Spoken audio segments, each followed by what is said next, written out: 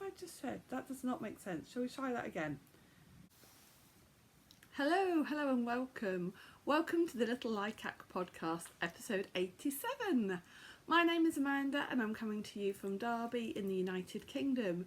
Today is Tuesday the 18th of February. I'm on half term this week and the sun is shining. It's a really lovely day out there, apart from it's very cold. It is rather chilly, but apart from that, it's lovely. It's sunny and brighter, and it just makes you feel a bit better, doesn't it? However, it does mean that the lighting is a little bit strange. That patch of light there is from one of our skylights, and I've got a window to the side of me here, and it's about 2 o'clock in the afternoon, is it? Yeah, just gone 2 o'clock. The sun is coming over, so I don't know. It's a bit weird that I feel like I'm a little bit in shade, even though the sun is coming through. Anyway, so yes, my name is Amanda. This is a knitting and crochet podcast. You are very welcome. I've got quite a few things to share with you today, what I've been working on. I don't have any finished objects. I do have a couple of new cast-ons, and I've got quite a lot to tell you about the yarn festival that I've just come back from.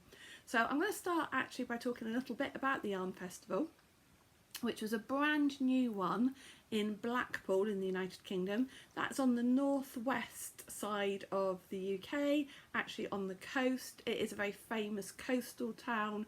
It's famous for Blackpool Tower, which is kind of a bit like a mini Eiffel Tower. Victorian, I believe, Blackpool Tower. And at the bottom of the Blackpool Tower is what they call the Tower Ballroom, which is very famous. So if you've ever watched BBC Strictly Come Dancing, you'll know that they're always talking about Blackpool Tower or the Tower Ballroom at Blackpool, because it's kind of the home of Latin and ballroom dancing. Anyway, I wasn't there for the dancing, I was there for the yarn show. So this was the first event in Blackpool. It was the Northwest Winter Wool Festival, and it was organised by a lovely lady, Shirley Ann, from Under an English Sky. She is a dyer herself, although she's actually finishing dyeing for now because she's just started a new career and needs to concentrate on that, which I totally understand. But she has started this new wool show, yarn festival, that she is definitely going to be continuing with next year. It was really successful.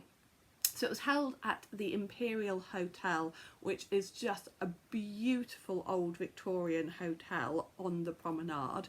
It is, what's the word I want to use to describe it?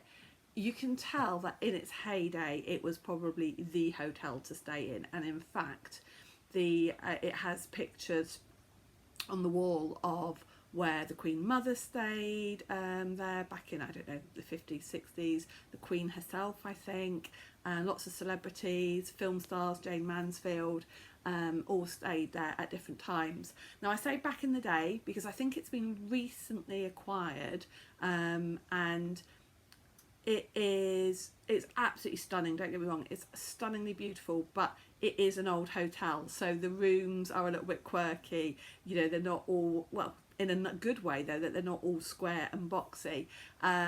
You know, the window in my room was closed, but you can still feel the wind coming through. It's an old building, I don't have a problem with that. But yeah, it's just a beautiful building on the outside. The decor, everything downstairs is amazing. The room that I was in had these fantastic crystal chandeliers.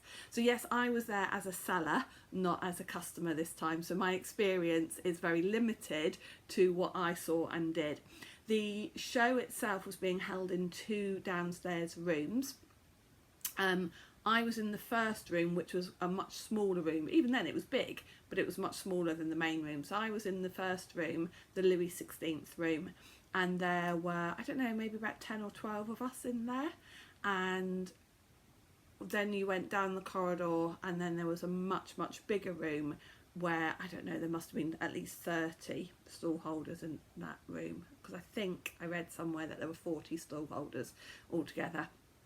And that was a much bigger room.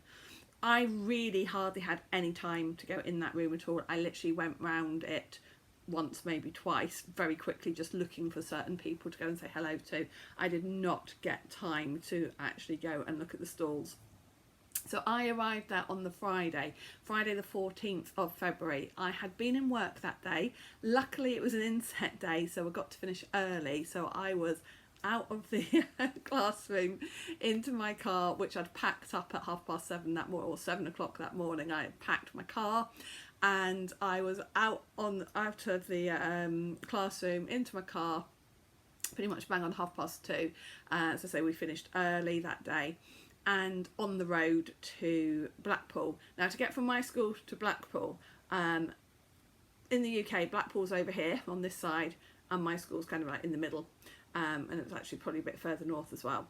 So I had to go across the country, and there's no one motorway that goes across the country like that. And in fact, actually, the route it took me that day, if I'd wanted to go via motorway, I would have had to go south and across, or not sure. Anyway, so it took me up and over the Pennines, which is a range of hills in the Peak District, and it's called the Peak District for a reason. It's very hilly.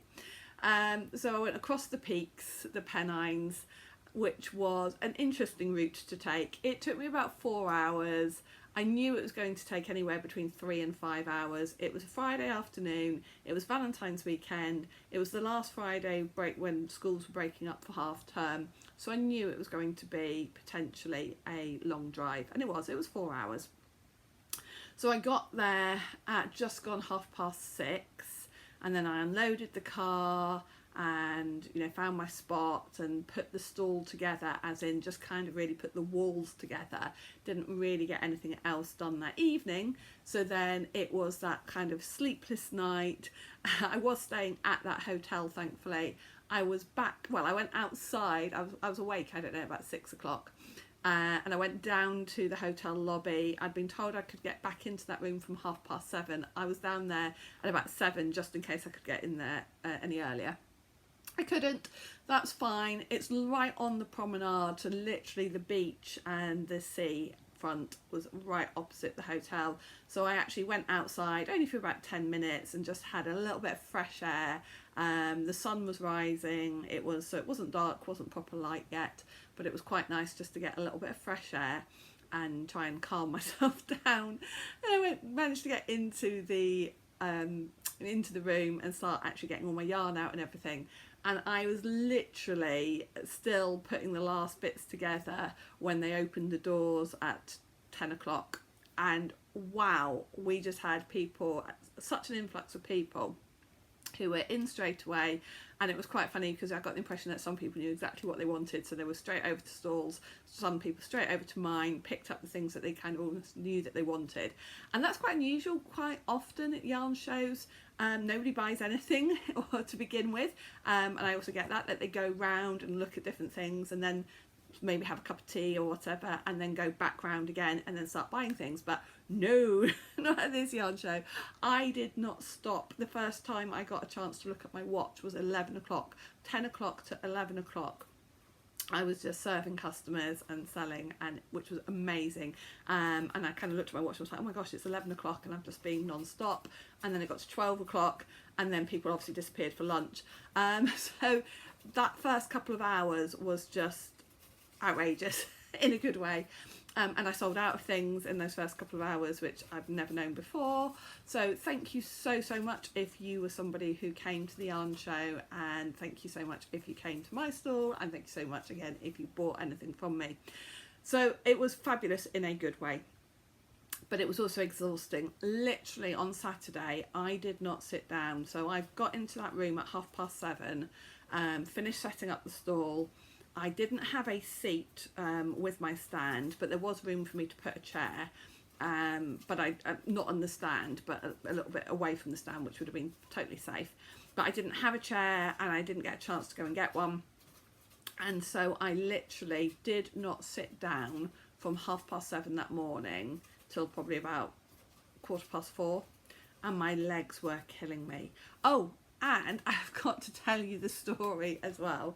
So the wonderful, amazing Karen from the Stitches and Jacks podcast. If you do not watch Karen, Stitches and Jacks, I really highly recommend her. She's just such a lovely, lovely lady. Well, I knew in advance that she was going to be coming. She had been in contact with me, so I was looking out for her, and I knew that she was coming with her daughter and they were staying the weekend. And in fact, also when she came to the stall on that Saturday morning, she was there with Jeanette from Crafty Clegs as well. So there was the three of them, and my stall was really busy. It was really busy, and I just sort of like said hi. But what had just happened was I'd had a bit of a disaster. So what had actually happened was I'd got a pen, because I try to make a note of everything that I sell. I try and write down whether it's yarn or stitch markers or whatever, and keep a little record of everything that gets sold. Didn't manage it that morning. I know I missed out a few sales, not everything got written down. Anyway, I had a pen and that wasn't working properly, so I had to borrow a pen from another stall holder, and I put the pen that wasn't working properly in my apron pocket. I've got one of those kind of waist aprons with pockets in that, you know, sometimes waitresses use, or and so I put this pen that wasn't working into the pocket of that. And then I went to get out the notebook, or I went to get something out of my pocket, and I took my hand out and I got ink all over my hands, all over it. And bearing in mind that I'm working on the stall with yarn and lots of pastel colours and everything, I was like, oh my god. So I realised what had happened, that this pen had leaked into this pocket. So I said to one of the other stall holders, could you just watch my stall for 2 minutes? I'm just going to run to the toilets, which literally were just outside the room I was in, and wash my hands. And she said, yeah, fine, no problem. And I went, and luckily the ink came off straight away. I was like, okay, fine. And then I came back, carried on. And then I realised that the ink had come through the pocket of the apron, and it had gone through the pocket on so it'd gone through the pocket on the apron on the outside. So then I was worried that if I brushed up against anything or anybody, I was going to get ink on them. And then I realised it had gone through onto my dress.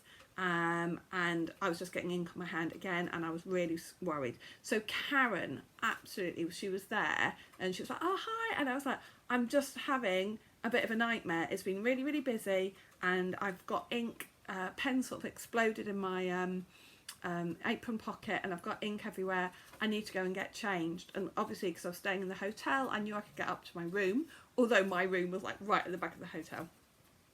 And she's like, do you want me to watch the stand for you? I said, that would be amazing. Yes, please. She said, well, I don't know what to do. I said, don't do anything. Just if anybody wants to buy anything or whatever, just tell them I will be 10 minutes. I'm going to run and get changed. She's like, yeah, fine, I can do that.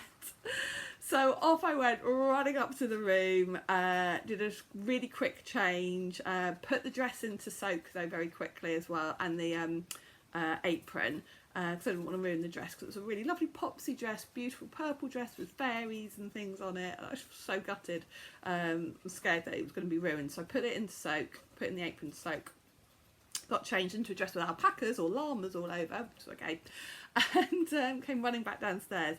And Karen, bless her, in the meantime, she'd put up to the side a skein of yarn that somebody had wanted to buy, so she'd put that to one side, so she'd made a definite sale there. And somebody had been admiring my Steve and West glittering snowscape shawl that I had on display, and Karen had been busy selling her. So she said, oh, Amanda, have you got a kit for this? And I said, I haven't got a kit. I said, it was some yarn I dyed 18 months ago. I said, but we could probably look at putting something together. And this woman was, yes, I'll come back. And so okay. And she did. She came back later that day and purchased a lot of yarn. So thank you very much, Karen. You're a great salesperson for me. So yes, anyway, so that happened on the Saturday. Then in the afternoon, things quietened down. But oh my goodness, such a fabulous first day. I could not be happier with how it went in respect of customers coming to talk, viewers from the podcast coming over to say hello, my husband's wooden stuff selling really quickly. The little sheep stitch markers were sold out by lunchtime on the first day, and then nearly sold out of the rest, sold out of the yarn spinners that he'd made. So that was fabulous. I kept messaging him and saying, oh, he would have come with me, but we had nobody to look after Stu, the dog, else he would have come with me, and that would have been such a help if I'd had a second pair of hands. So that was amazing. Then on the Saturday evening, because Karen and Jeanette and Karen's daughter were staying at the same hotel, we'd sort of said, oh, we'll see you in the bar later. And in fact I did. I met up with them and I had dinner with them, and then we went into the lounge area in the evening and knitted together and talked. And it was so lovely because I've met Jeanette very, very briefly one time before, and I've seen Karen and her daughter at Yarndale, but never really had a chance to have more than like a 5-10 minute conversation with her. I've also been on a couple of times on kind of like a knit group, a virtual knit group, where Karen has been on there, and we sort of talked a bit then as well. But it's really weird because in some ways I feel like I know Karen quite well, even though I've never really had time in person with her like that. But on that Saturday night we sat, and I hope she doesn't mind me saying, I'm sure she won't, Jeanette as well, and Karen's daughter, we sat and chatted and talked, and it was just lovely. It was like I was with real life friends. So thank you for that. That was just a really, really nice opportunity to spend time with people that I've met through YouTube and the knitting community. So that was Saturday evening. Then I got up on early Sunday morning and did it all over again. Oh, there were a few other things that are disasters, not from a standpoint of view, but I hadn't got the charger for my watch, and so my watch was going to die, which isn't the end of the world, but I didn't really want it to. And so technology, or the systems we have in the UK today, is just amazing. My husband was able to order a new charger, because my watch, it's not an Apple watch, so it wasn't something I could just buy easily. It's a Garmin watch, and the chargers for those are a little bit more awkward. But my husband said there is an Amazon collection depot, collection point, 5 minutes walk away from the hotel. Do you want me to order you a new charger for you to collect? I was like, yes, please. So Saturday evening I went up and collected that, literally 5-minute walk, probably less than 5 minutes walk from the hotel. So there was nothing, although it felt at the time like there were a few catastrophes, there was nothing that couldn't be sorted. And yes, and then on the Sunday was quieter, but still a lovely day. It was quieter but still busy, and sales were still good, and again saw people. I think I saw Jules on the Sunday, and I saw the lovely Marjorie I think on the Saturday. It's all a bit of a blur which day I saw people. Suzanne, oh yeah, here's another story to tell you. So Suzanne, lovely Suzanne, another person I've met through YouTube and Little Likac yarn. So Suzanne was there and saw her, said hello to her, and she'd got this friend with her who had this beautiful purple velvet coat, so I was all over that straight away. And then Suzanne came back and said, oh yes, that's Paula from is it Westcliff Knitting Hotel? I went, Westcliff Knitting Hotel? I went to a knitting thing there years ago, and I suddenly, oh my goodness, I just suddenly had this moment of realisation. I looked at Suzanne and I said, I think you were there that same weekend. I said, it has got to be at least 9 years ago, because I knew it was before I'd changed schools where I'm working at now. So I said, it's got to be at least 9 years ago. It's Christmas. I said, and we went to the pub, and I said, and we had shots, and I've got a photograph of you carrying the shots. And she went, I remember that. I said, it was you. And so we'd met each other, and in fact, so then she said, well, that's Paula who runs the hotel. And so she came back, and then as I was talking to her, I said, there was another lady, Kate. And they turned around and said, here's Kate. Oh my goodness. So we just reminisced about that weekend, because I remember that weekend vividly, and it turns out so did they, when we kind of remembered certain things about it. So I'd met them all, and then when I came home I looked back on my camera and I found that was from 2014. So just amazing, because I'd really enjoyed that weekend. And I do remember Suzanne from that weekend, and I know that I had thought in my head at some point that she had reminded me of somebody, but yeah, I suddenly made that connection because I was there in Blackpool. So okay, that's me 20 minutes in talking about my weekend, but it was fabulous, and honestly, probably the best yarn show that I've had as a seller. not just from a sales point of view, and it was the best I've ever had from a sales point of view as well, but also from a personal point. Oh, I've also got to give a shout out to Kath Andrews, who is a designer. She was in the same room as me as well, and she was there by herself. She's usually there with her partner. She was there by herself as well, so we had breakfast together both mornings and had nice, so again it was just nice to have that contact and build new relationships with people.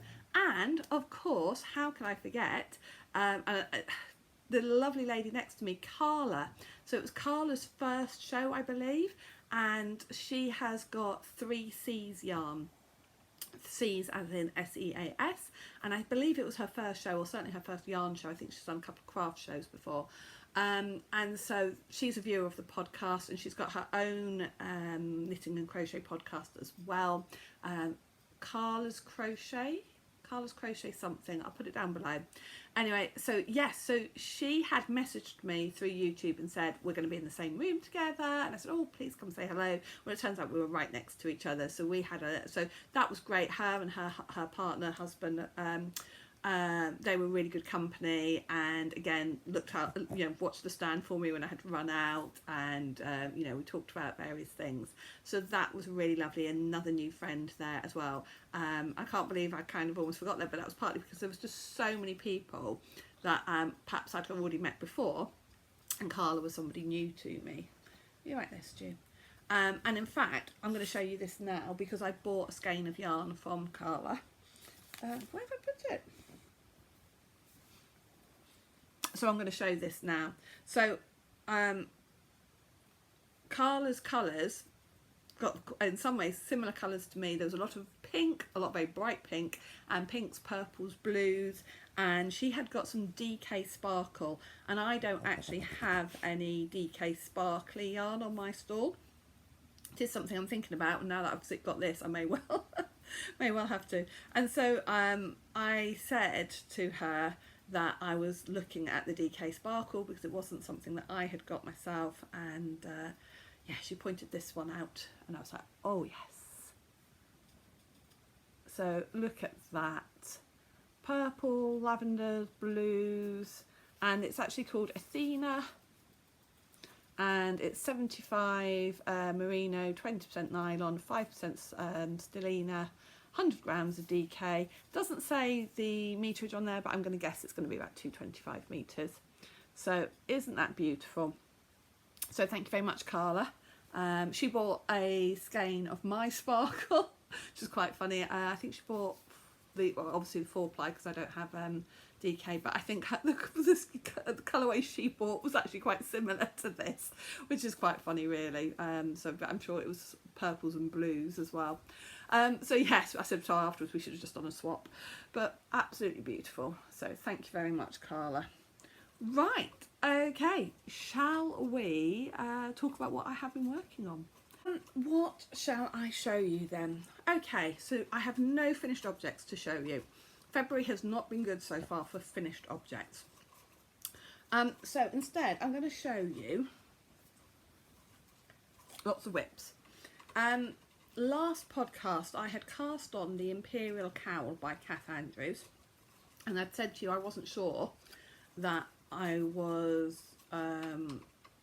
sure that I hadn't made a mistake basically, and so I decided to rip it out and just start something, because I wanted to have something that I could work on at the show and literally be knitting on it at the show. And because I hadn't got the pattern sorted in my head for the Imperial Cowl, I knew I couldn't work on that, but I'd got this yarn caked up already, so I decided I was just going to frog back the Imperial Cowl and start something new.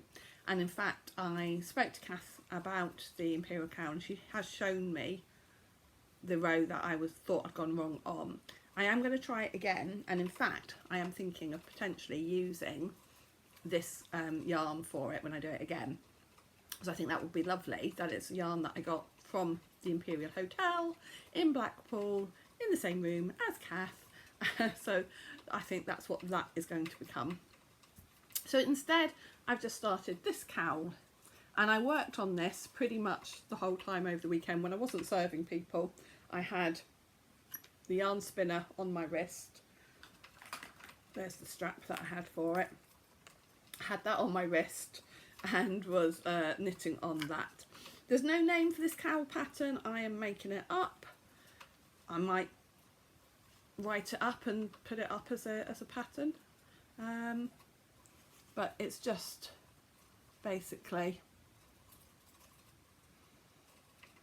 stocking stitch, then with just some eyelets every so often.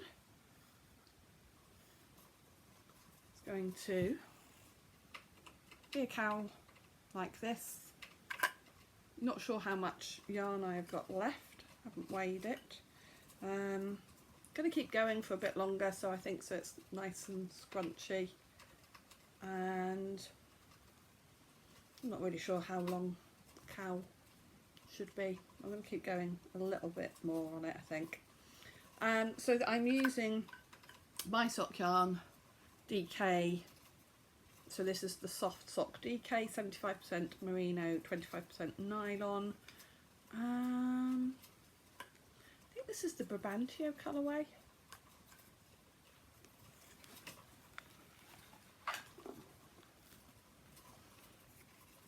No, it's not. It's the Abbotsea. The Abbotsea colourway. So that is knitting up really nicely. Make a nice warm cowl for dog walking, or just going out for a walk in the woods, because the dog doesn't go for walks. I've got on there a stitch marker, again one of ours, but this is one where my husband first started making them and it's just a little bit too thick, so I've just put it on a light bulb stitch marker rather than the Progress Keeper lead back ones that we usually use. So I've just got it on there like that. So that, I'm surprised I didn't get it finished over the weekend, to be fair, because I worked on it quite a lot and it was knitting up very quickly. So I don't know what to call that, because as I say, it is a made up pattern by myself. I think I did have an idea for it, but it's gone out of my head. Maybe I might call it the Northwest Cowl, something like that, seeing as I was knitting on it at the Northwest Winter Wool Festival. Maybe that's what I'll call it, the Northwest Cowl. But it's really straightforward. Okay, so that was a new cast on, because as I say, I frogged back the Imperial Cowl, but I will do the Imperial Cowl, and I think it will look absolutely gorgeous in that. Right, what else have I been working on? So, the last podcast was recorded on the 1st of February, but it took me a few days to get it up. I can't remember, what was I having problems with? Oh, I think I was just having problems with my iPad, kept telling me that I didn't have enough memory and enough space, and I had a lot of issues with that one. So it didn't go up until about the Monday. Anyway, on that podcast I had opened the yarn, and apologies because I can hear Bert, our gerbil, has decided to wake up and chew on his cardboard tube. So that's the noise you can hear in the background. Anyway, so yes, I had opened this yarn, which I've also got on a yarn spinner, this yarn, which was West Yorkshire Spinners, West Yorkshire Spinners, what's it called? West Yorkshire Spinners Signature 4-ply, which is like their classic sock yarn. This colourway is by Winwick Mum. I cannot remember the colourway name. And I haven't got the ball band in there. Where's the ball band gone? So I said to you before that I was hoping it was going to stripe, as in proper stripes, but I had a feeling it wasn't going to, and I was correct. It's not what I would call proper stripes. It is nice. I love the colours. I don't love this kind of striping though. It's not my favourite, but I love the colours. This is all I have got done on the first sock though. So today is the 18th of February. I've got 10 days left. So, and I've still got a sock and a quarter to go. to get this finished for February. This will be my entry. Well, I say my entry, obviously I can't win anything, but this is for my sock along that I'm running, the Socks In You Know It Cowl. Oh, and that reminds me, the winner of last month's draw has been in touch with me. So they wanted a sock pattern, which I have completely forgotten to sort. So very sorry about that. I will reply to you and get that sock pattern over to you. So sorry about that. My head has been elsewhere, it has to be said. The week before last, I didn't feel very well, actually. I had a week where I really felt really muggy and foggy-headed, and I could only work on very simple knits, and I was going to bed early, didn't feel great. And then last week, it was just all about show prep, really. Anyway, so we need to get cracking on that, so that I can get that finished in the next 10 days. And having just realised I have only got 10 days, I am not convinced I'm going to get all my knitting goals for February complete. So, let's pop that back in there. In theory, I've got more knitting time this week because it's half term, but I've got a really, really busy half term. I have got quite a lot of school marking to do, and I've also got quite a lot of Little Likac stuff to do. The February Mystery Club has gone out. I'm prepping the March Mystery Club, and I'm also prepping Mother's Day boxes as well. I'm just waiting for a few things to arrive and for me to check that I'm happy with the quality of those, etc. And then I'll put up information about the Mother's Day boxes. And then it will be the March mystery boxes as well. The March mystery boxes have been listed. Okay, so I just don't feel like I've got as much knitting time as I thought I was potentially going to have. I'm going to my mum and dad's tomorrow, and actually there was me thinking, well, that's another day gone, but actually once I get to my mum and dad's house, I can probably sit and knit most of the time. So maybe that will be a good day for getting knitting done. Perhaps the socks and the cowl, because it will just be simple knitting to do. So one of my targets for February was to get the front finished on the Nancy vest that I'm making, and I really have not done much on this at all since you saw it last 2 weeks ago. So, oh dear, yeah, look, that is all I have done, just that row of hearts. I think, as I say, it was just taking too much concentration. I've not worked on it at all yet this week. Don't think I'll be working on it tomorrow. As I say, if you're going down to my parents' house, it's not something you can work on and chat at the same time. So maybe I should do some work on this evening, actually. And I'm a bit less tired. Honestly, yesterday, Monday, I was just exhausted after the show. So I definitely didn't have the brain space to do any work on this last night. So yes, again, 10 days to finish the front of this. Not sure that that's going to happen. It is beautiful though, isn't it? And if you've not seen the information about this one before, I'm using Wensleydale Longwool. And the pattern is from that yarn shop, and it's called Nancy, and it's absolutely beautiful, but it does take concentration.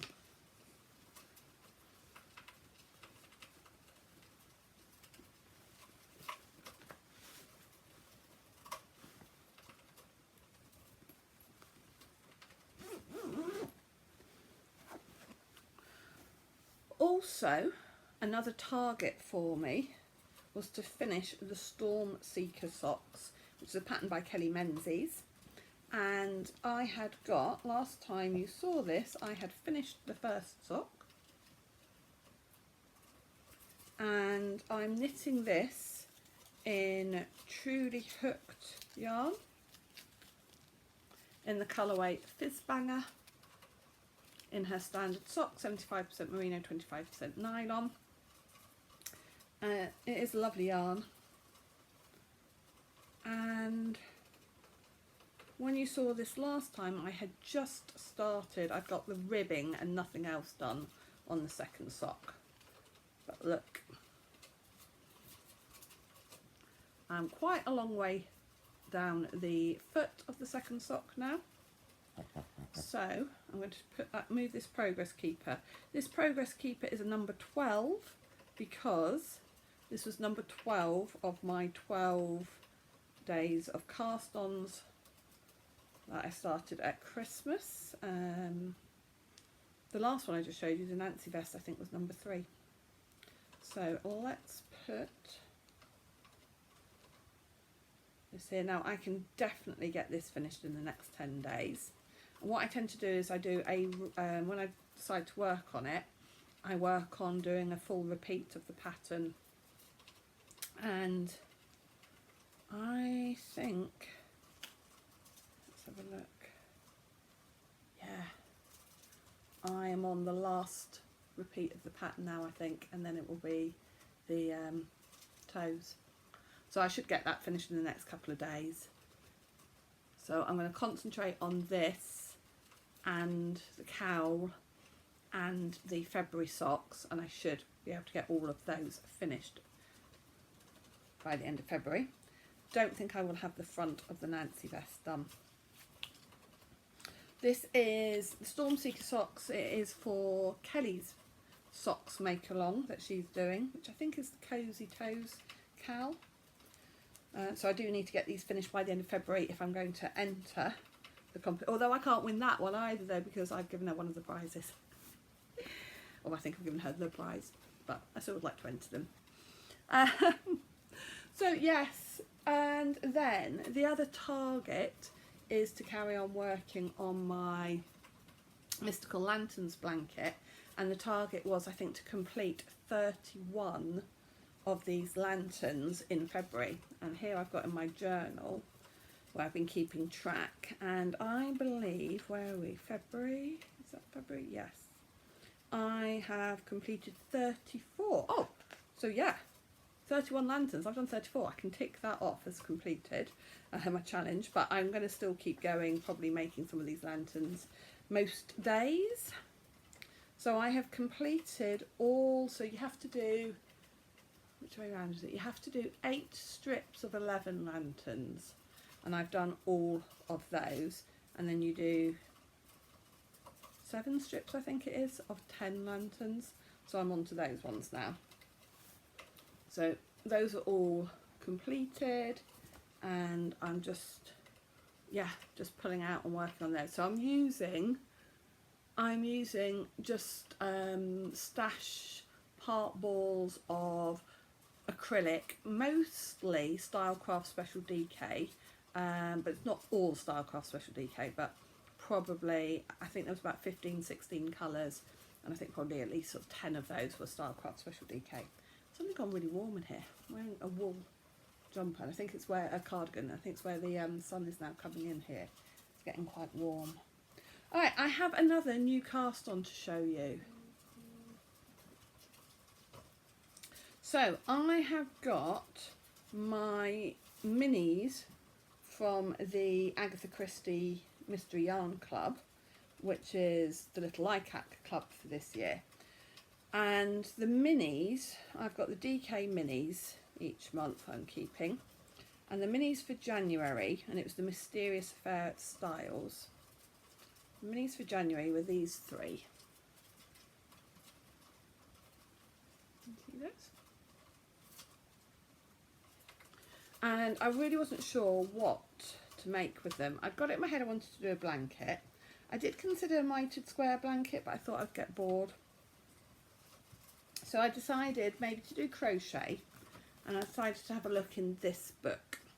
So 200 crochet blocks for blankets, throws and afghans, because apparently they're 3 different things. Aren't they all the same? This is by Jan Eaton, and I bought this book a few years ago, maybe 10 years ago, to try and get better at crochet. And it has got lots of lovely designs. In fact, let me show you. That gives you an idea. And so I picked out, I wanted to pick something that was going to be interesting but not too difficult. And so I picked out this one, which is Willow. And I thought, I had a look at it and I thought, I think I can do that. And I can. So, and in fact, I have made 2 squares and I've only used about half the yarn. So it looks like potentially I could make 4 squares out of each set of minis. So this was the first one I did.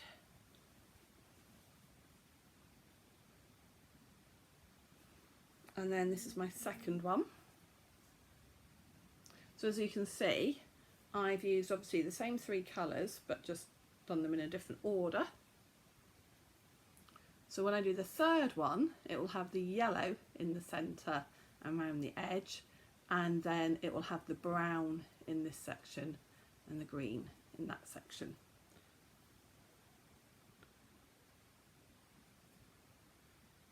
Because I've just seen that on both of these I've used the yellow in the middle, which I don't think I'd realised. Doesn't matter though, does it? Anyway, so I should, as I say, I think I will be able to get 4 squares. We'll see. Once I've done the third one, I will weigh the yarn and double check, but hopefully I will have enough yarn to do 4 squares. But I'm really pleased because I'm not a very confident crocheter. I'm doing this on 3.75mm hook, 3.75mm hook, because I wanted to keep it quite tight because of the it being sort of relatively lacy. And I think this will keep my interest because I'll be using different colours every month, and if I'm swapping the colours around each time. So let me show you now the colours for February, because they have all been posted, and they were posted a week ago now, so I think they've pretty much all arrived.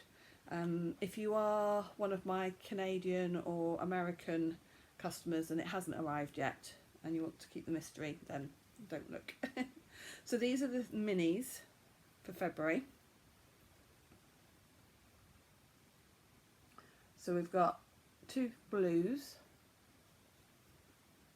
and the peachy sort of yellow, and the main 100g skein was this one with blue with speckles of blue and red, and this was the Murder of Roger Ackroyd. So the March club is Murder on the Orient Express. That has now been listed in the Etsy shop. You have got 3 mini skeins in DK, or 3 mini skeins in fingering weight, or 100g skein in DK, or 100g skein in fingering weight. So yes, if you order the minis, you get 3 minis. I've tried to keep it as reasonably priced as I can. You also get a stitch marker, a little mini mystery story that is exclusive to Little Likac, and then you also get a mystery gift as well. And I haven't got one to show you. This month, February, it was a wooden coaster. I'll put a picture of it here. A wooden coaster made by my husband on his new laser engraving kit. So yeah, so those are going to get wound up and be put into the squares as well. So really looking forward to this now. So it's taken me a while to decide on a project, but I think it is going to be super duper lovely. Let me know what you think. And if you're getting the mystery minis, what are you or even if you're getting mystery minis from another club, what are you planning on making with it? Alright, so I think that is pretty much all the knitting to show you. I have got one other thing I would really like to show you very quickly from the Winter Wool Festival that I've forgotten to mention, so bear with me on that. Oh, and I will just quickly show you this. I came home as well and said I wanted a name badge, and my husband, I'm just waiting for the magnets to arrive, but my husband has made me an amazing name badge for the next show. So he's ordered some magnets so that I can, so I don't have to pin it onto my clothes either. How cool is that? But I have a little helper now, and he's made a name badge for her as well. When I was at the hotel, they had some little cuddly toy donkeys for sale, and these donkeys had little knitted outfits, and there was this one sitting there in a beautiful purple dress. Now they were called Rocco, the donkeys were all called Rocco, but she's not called Rocco, she's going to be called Roxy. And the reason I bought her, so Blackpool is as I said before, a British seaside town, and very traditionally British seaside towns, resorts have donkeys on the beach, and Blackpool still has donkeys on the beach. And so this is the mascot actually for a charity, and it is a mascot for Blackpool Carers. And Blackpool Carers is a charity. Let's see if I can find a little bit. There's a whole little story here. There's this lovely story all about Rocco coming to Blackpool. Their mascot, look, they've got just the mascot. Anyway, so this is an organisation, a charity that help give support to young carers. The charity helps more than 8,000 carers, including 1,000 young carers. There are at least 10,000 more carers who live in Blackpool who may not even know about Blackpool Carers. So the mini Roccos are sold to raise money for respite activities for carers, so they can enjoy themselves while having a break from caring for a short while and recharge their batteries. So the mini Roccos are these little donkeys, and they also come with hand knitted clothes. Now I have reached out to the charity to say if they can put me in touch with the people knitting the clothes, or the organisers of that, because I would love to perhaps potentially knit a few outfits for them as well.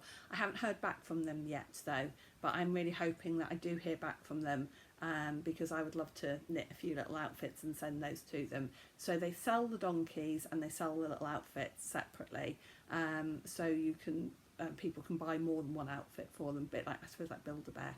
So this is Roxy. She now has a name badge, and Roxy is going to be my mascot at shows. She's going to come with me to the Little Likac shows, and yeah, I'm going to see if there's anything else I can do to support that charity, because I think it's a really important charity. And that is it from me this time. Thank you so much for all the comments, all the likes, and all the views that I've had recently. I said this last time, I think, that things have just been going really well for Little Likac, and just had a fabulous show, really, really lovely. And I'm so sorry if there were other people, and I know there were probably other people I met that I've forgotten to mention. As you can probably tell, it was such a busy weekend and so much happened. I'm bound to have forgotten something, so if I have forgotten to mention you, please don't take it personally. There's just so much going on, and hopefully I will get a bit more knitting done. But yeah, it's just been crazy, in a good way though, in a really good way. So thank you to everybody for all your support. The next show that I'm doing is the Sodbury Yarn Over, which is in Chipping Sodbury in April, which is down near Bristol. So if you're in that part of the world, you please come along to that show. It looks like it's going to be even bigger and better than last year. Last year they just had it in 2 venues on the high street. This year they've spread it out further, which I think will help with the crowds potentially. So I think it's more like even 5 or 6 venues along the high street, which means the whole town or village is going to be involved, which is wonderful. So that's happening in the middle of April which is only about, I'd say, about 6 weeks away. So that's really exciting. And then I have also just found out that I will be at a one-day show in Liverpool in the middle of August, and I have applied to a few more for the autumn, but I haven't heard back on those yet. It'll be a little while before I hear back about those. So yeah, hoping to do a few more yarn shows this year, which is really exciting. All right, thanks so much for your support. Thank you for joining us, and I will see you again in a couple of weeks. Bye for now.